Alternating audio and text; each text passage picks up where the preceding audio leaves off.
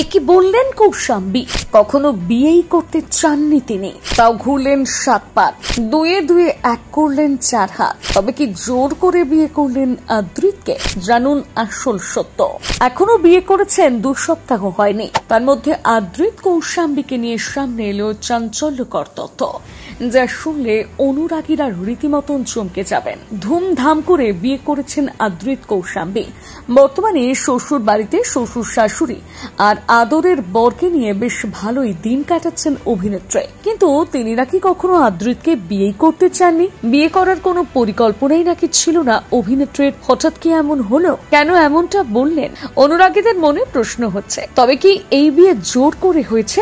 ঘটনার সূত্রপাত দিদি নাম্বার 1 এর মঞ্চে। আজ থেকে বহুদিন আগে একবার দিদি নাম্বার 1 এ খেলতে এসেছিলেন কৌশাম্বী। সেখানেই তিনি খোলসা করেছিলেন নিজের মনের কথা, বিয়ে নিয়ে কি পরিকল্পনা, কবে বিয়ে করবেন কৌশাম্বী।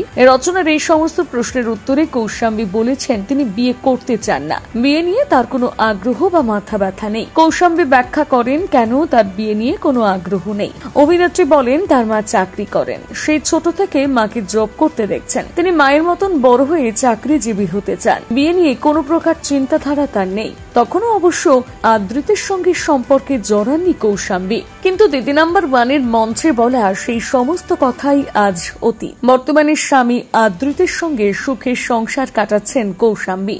শ্বশুর শাশুড়িকে নিয়ে ভরা সংসারে একেবারে জমিয়ে দিন কাটছে অভিনেত্রীর। সম্প্রতি আদ্রিতের সঙ্গে মধু চন্ডিমা করে এসেছেন তিনি।